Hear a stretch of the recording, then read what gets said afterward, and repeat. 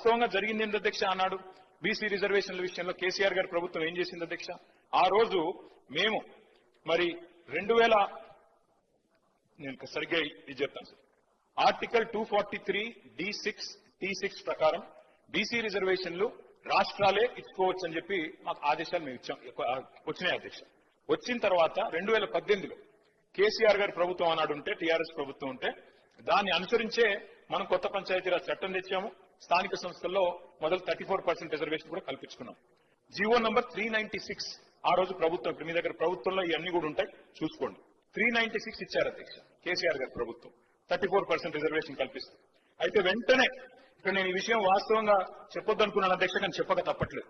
ముఖ్యమంత్రి గారు మరి సభ్యులను రాష్ట్రాన్ని తప్పుదోవ పట్టించినప్పుడు చెప్పక తప్పదు. వెంటనే ఆ రోజు తెలంగాణ ప్రభుత్వం కేసీఆర్ గారి నాయకత్వంలో జీవో నంబర్ 396 ఇచ్చి ఆ రోజు బలహీన వర్గాల బిడ్డలకు మనం న్యాయం చేసే ప్రయత్నం చేస్తే స్థానిక సంస్థల్లో ఒక గోపాల్ రెడ్డి అనే ఒక వ్యక్తి, మహబూబ్ నగర్ జిల్లాకు సంబంధించిన వ్యక్తి అధ్యక్ష, హైకోర్టుకు పోయారు, దీన్ని అడ్డుకున్నారు అధ్యక్ష. ఎవరు అధ్యక్ష ఈ గోపాల్ రెడ్డి గారు? ముఖ్యమంత్రి గారికి సన్నిహిత బంధువు, అదేవిధంగా కాంగ్రెస్ పార్టీ నాయకుడు.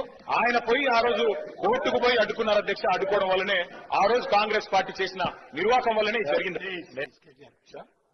సీఎం గారు కనుక రాజకీయపరమైన అంశాలు మాట్లాడకపోతే నాకు కూడా మాట్లాడాల్సిన అవసరం లేదు. సభ దృష్టికి, సభ్యుల దృష్టికి, రాష్ట్ర ప్రజల దృష్టికి వాస్తవాలు చెప్పాలి కాబట్టి నేను చెప్పాను. కానీ మాకు వేరే ఉద్దేశాలు లేవు అధ్యక్ష. సంపూర్ణంగా ఈ బిల్లును స్వాగతిస్తున్నాం, సహకరిస్తున్నాం, కాదు సలహాలు కూడా ఇస్తున్నాం.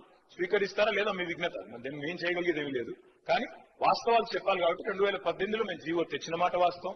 బలహీన వర్గాలకు 34% రిజర్వేషన్లు ఇవ్వాలని సంకల్పించి జీవో నంబర్ 396 తెచ్చిన మాట వాస్తవం. గోపాల్ రెడ్డి అనే నాయకుడు అడ్డుకున్న మాట వాస్తవం. వారు ముఖ్యమంత్రి గారికి దగ్గర బంధువు అన్న మాట వాస్తవం. మహబూబ్ నగర్ జిల్లా అన్నది వాస్తవం. అందులో నేనే తప్పు చెప్పట్లేదు, వక్రీకరించట్లేదు.